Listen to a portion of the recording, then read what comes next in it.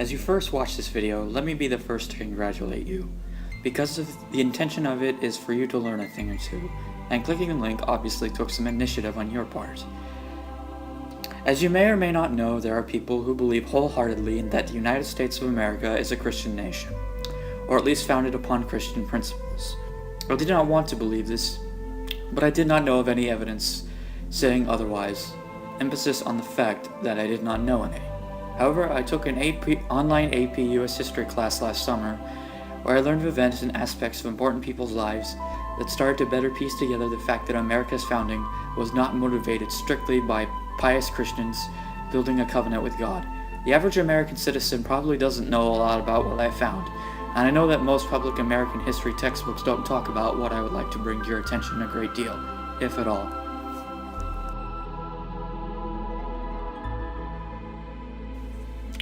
The first founding father I'd like to talk about is Benjamin Franklin. Many know him as a philosopher, businessman, volunteer, and scientist known for his famous kite experiments. What really got my attention was that he was a proponent of reason and common sense as part of a pre-revolution movement called the Enlightenment. He was a skeptic whose beliefs often clashed with prevailing religious beliefs in the colonies. Despite being raised as Presbyterian, Franklin became a free thinker with little patience for religious orthodoxy. He questioned the divinity of Jesus, the credibility of the Bible at face value, and the doctrine of original sin, which he considered unintelligible. For these reasons, and probably some others as well, Franklin quit going to church but maintained a belief in God. Obviously, the average Christian would have trouble wrapping their head around that last sentence, and so would the average American, largely because of the existence of God and the credibility of texts like the Bible being lumped into the religious debate at large in this country, with Christians largely debating with atheists over the yes or no proposition of whether or not God exists.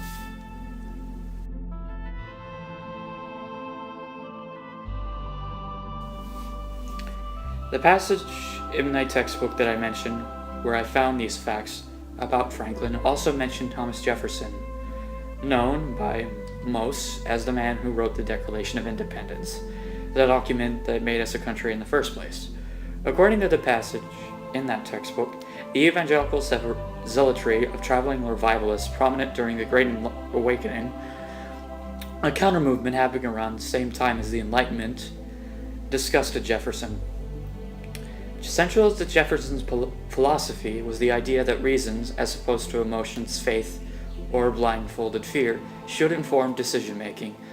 He is quoted by saying, "We are saved by our good works, which are within our power, and not by our faith, which is not within our power." Coming from a Catholic background, and knowing many Christians in my lifetime, I know that a Christian would most likely not say something like that because of the emphasis of faith in God and His Word. Even the Declaration of Independence itself contradicts the notion that America was to be a Christian nation, as seen in the following phrase from the document: "The separate and equal station to which the laws of nature and of nature's God entitle them." Again, it is highly unlikely any Christian, especially during that time, would use those words, considering how nature is often considered Satan's domain by Christendom. Neither is the Creator mentioned in this document called Lord or Jesus.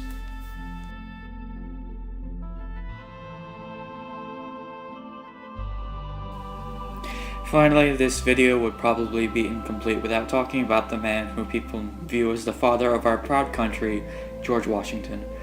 Most Americans know him as the inspiring leader who put these unparalleled ideas of rights and representation into action during the American Revolution. You probably think I'm going to assert that Washington was not a Christian either, though I've recently learned that this is a subject of debate among historians. You may be familiar with the popular Aesop of George Washington and the Cherry Tree. This tale was developed by a preacher named Mason Locke Weems with the intention of associating Washington with Christian doctrine and morality. It is also worth noticing Washington's position as a vestryman in the Anglican Church, a church that later fell out of favor after the Revolution. It has been argued, however, he, like many colonists, only did so to to gain influence in society.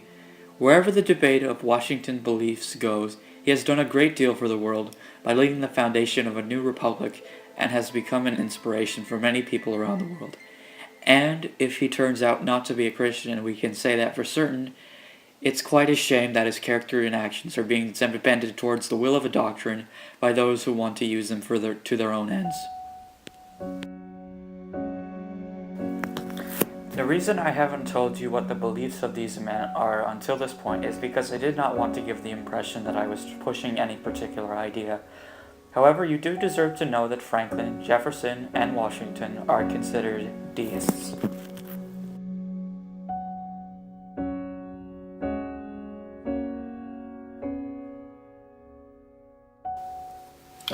Deism is a bit hard to explain, especially if you've never heard of the term before, in which most haven't. But deism is essentially the idea that God, or some sort of intelligent designer, created the universe using a series of natural laws. The deistic impression of God is often compared to a clockmaker in that God set up the universe up in a particular way so that it could run itself and be observed for whatever reason. Granted, deists are a bit divided over whether or not providence exists. That is, if God does or does not intervene in the workings of the world. While we're on it, George Washington did believe in providence, particularly during the evacuation of New York during the Revolution. As a deist, I believe that there is no point in calling a book the Word of God when the trees used to print it is already the Word of God. Through our God-given reason, a gift second only to life itself, we are able to examine and understand the world around us in order to be closer to God. It's the scientific discoveries we have made and our understanding of how the universe is structured that is bringing us closer to God. Deists also believe that the evil in the world does not begin with original sin, but in a human ignorance or misunderstanding of the world around us. As I wrap towards the end of my first year as a deist, I can say I feel much more satisfied with my life and my understanding of the world.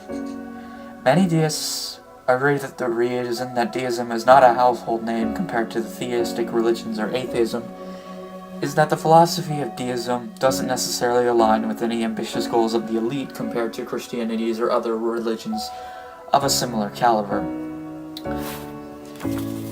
As much as I would like to be a catalyst for seeing deism become better known throughout the world, and for this video to be the thing that changes America's religious landscape, you, the viewer, have to reach your own conclusion. I encourage you to do your own research and see what you can find for yourself. You might be surprised.